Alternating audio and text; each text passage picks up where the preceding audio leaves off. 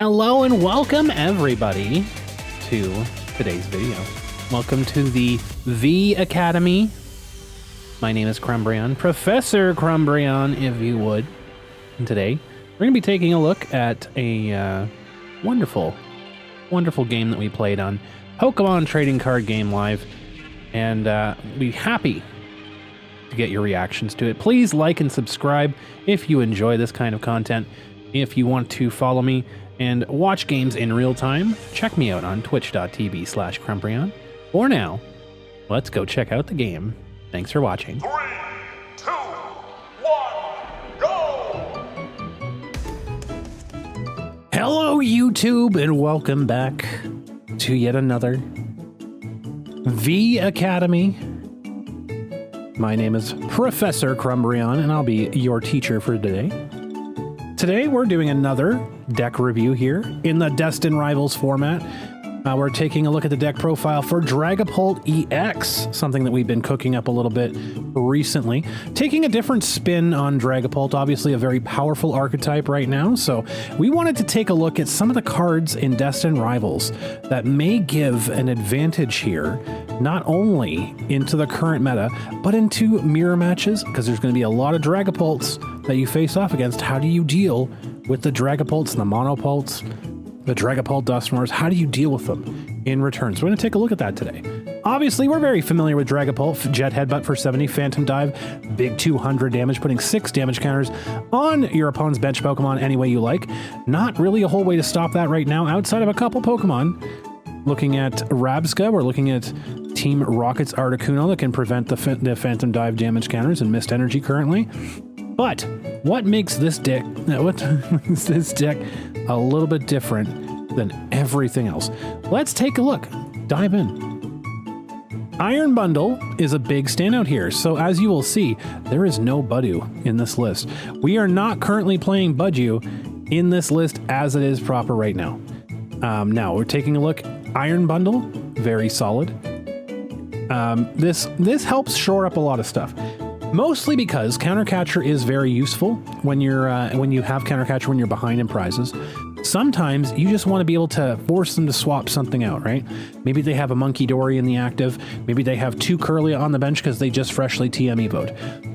Iron Bundle forces them to have to put up 1 Kirlia. Now all of a sudden they're in a bad position, because if you put down Dragapult and you're attacking with Dragapult, now all of a sudden you're just Dusclops a Kirlia on the bench, you're attacking the active Kirlia, you're attacking the bench Kirlia, and all of a sudden they're left with nothing but a Munkidori. Nothing but a fleeting memory, unfortunately for your opponent. That could turn the tables, especially in one of Dragapult's worst matchups, which is Gardevoir.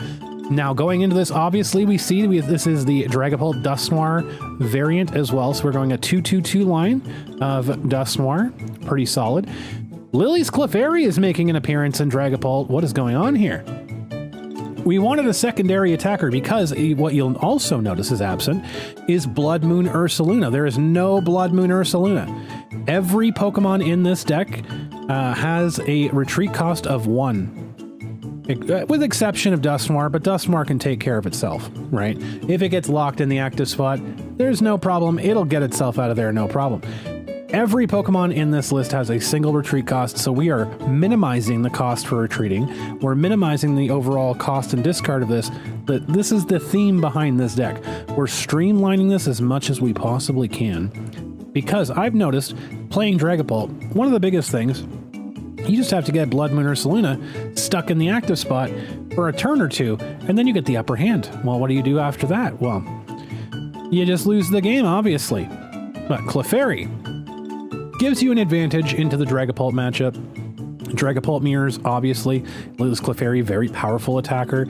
Into Raging Bolt, obviously very powerful attacker. 2 energy cost, very low energy cost for a very high return in the attack department. So excellent attack on Lillie's Clefairy, being able to go in there and take out things like Raging Bolt, things like Dragapult, etc. Very solid. Full Moon Rondo, bunch of damage going out, right? Can work with your experience share to get energy on the Clefairy as well, or just manually attaching Clefairy. Very easy to do. Currently, we have Genesect in the list. Now, I am going to be experimenting between Genesect or Mew. I'm going to include Mew in this list and test it out and see how I feel. But for now, Genesect is in the list. Ace Nullifier, very potent. If this Pokemon has a Pokemon tool attached, your opponent cannot play Ace Spec cards from their hand. Very, very powerful. With Luminous in the deck, you can actually make use of Magnetic Blast, although it's not exactly easy to do. In a pinch, you could do it to attack something like a Clefairy in return. But again, that would be a desperation. That would be a Hail Mary pass. We have one Munkidori in this list, Mind Bend. With a single Dark Energy, single Luminous Energy, Munkidori is able to use Adrenabrain very efficiently here, and as well can also attack. With the Psychic Energies in the deck as well, opens up Munkidori to actually be able to use Mind Bend and benefit from the Clefairy Berry Zone ability. The weakness of each of your opponent's Dragon Pokemon is now Psychic. So being able to do 120 damage with Munkidori could be very big, because 120 damage from Monkey, 130 damage from Dusknoir, that adds up to a KO on a Raging Bolt. Lots of very interesting options that you can do there. So currently we're sitting on a 4-3-2 line of Dragapult.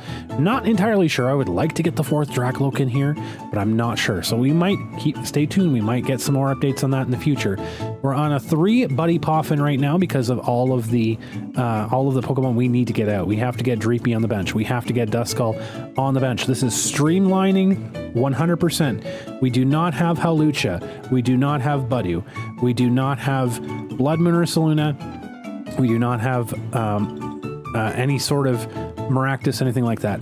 We are streamlining the attacking Pokemon, getting the Pokemon out that we want, making sure that our bench is there, being able to clear that up with Duskulls to make room for the Iron Bundle, which can remove itself, to get the backup attacker Clefairy down, to get the Munkidori, have that space. We are streamlining this list as much as possible.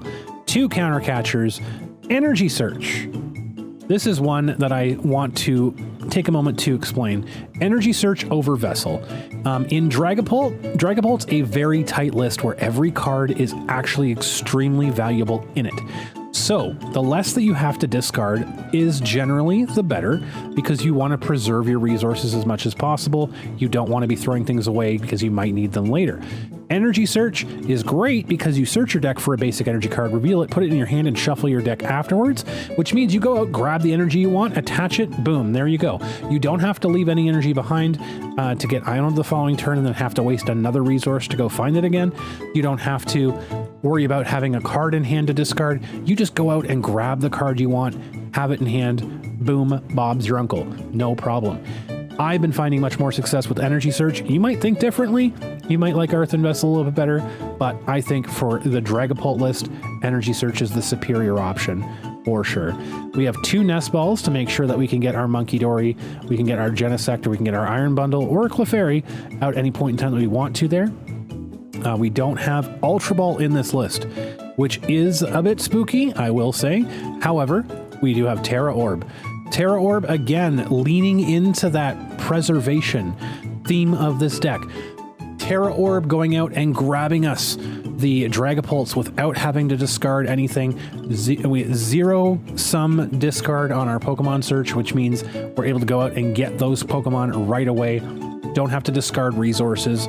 They're in hand. They're there. We have them. No problem.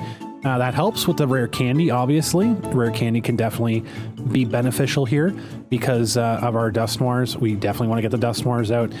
We want to preserve the rare candies for the Dusknoirs if possible, because we would like to get the Drakloaks out either through one of our 2 Jacques that we have playing in this list, or one of our 2 TM Evolutions.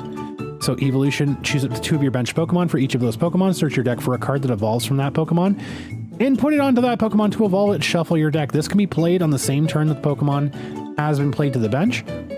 If you TM Evo on a turn that you can attack, you choose 2 of your bench Pokemon. Even if they are out for the first turn, you can evolve them right away. So ideally, you Arven for Buddy Poffin, grab TM Evolution, have the energy to attach to your active Pokemon, attach the TM Evolution to your active Pokemon, TM Evo the 2 Dreepies. Now next turn, you instantly have 2 Drakloaks ready to go.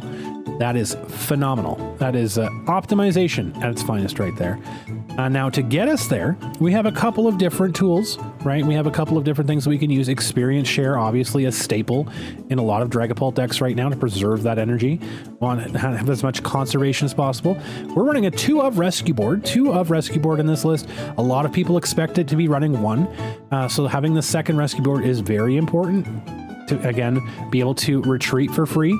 Every Pokemon in this list has a retreat cost of 1, so Rescue Board reduces that to 0.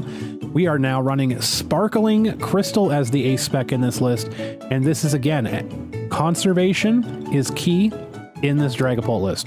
When the Terra Pokemon this card is attached to uses an attack, the attack costs 1 less energy. The energy can be of any type. So attaching this to Dragapult means that Dragapult can attack for a single energy. Attaching experience share to a Drakloak means that if that Dragapult gets knocked out, that single energy goes right to Drakloak. You can prioritize attaching to the Drakloak as well. So now all of a sudden, you have multiple Dragapults set up. You have multiple turns of attacking right away. You get to attack sooner. Team Evolution helps you get that Dragapult out very quickly. Gets you there very, very fast. Well, now how do we get those energies, those pesky energies? I know that we have the energy search, but what if we want to get the luminous energy? Well, Colress Tenacity. Search your deck for a stadium card and an energy card, reveal them, put them into your hand, shuffle your deck. So Colress Tenacity now utilizes the full myriad of energy that we have at our disposal, as well as grabs us a stadium that we might be missing. So Colress Tenacity can now go out and grab luminous energy because it's not a basic energy, it's any energy at all. So we have a psychic energy attached to our Dragapult. We don't have crystal, might be prized. We have Colress Tenacity. Our fire energies are prized too because we're only running 2, but we have luminous. We can go out and grab the luminous energy right away and be able to attack. Boom, there you go. Do we want to go out and grab a dark energy, a psychic energy? We can do that too. And the nice part here is we are now running Town Store in the list. After extensive testing on different stadiums for Dragapult, I realized that with a tool-heavy list that we want to have bumps for Jamming Tower, because Jamming Tower is going to be a little bit of a thorn in our side, and it will be played more often. Town Store, once during each player's turn, player may search for their deck for a Pokemon tool card, reveal it, put it into their hand, and that player shuffles their deck. So here, you get to go out and grab your Pokemon tools, whether that is TM Evolution, whether that is Sparkling Crystal, whether that is Rescue Board, whether that is Experience Share. Now we have multitude of ways, we have 4 Arbans in the deck. Now we have a Colress Tenacity, which just goes out and fetches Town Store. Multitude of ways to get our tools that we need to run the game here. So I've been finding that this has been an extremely useful tool. Pardon the pun. Town Store has been an extremely useful tool in this deck. And to wrap things off, well, this one does run 3 stadiums as well. To finish off, the Destined Rivals card that is in this list.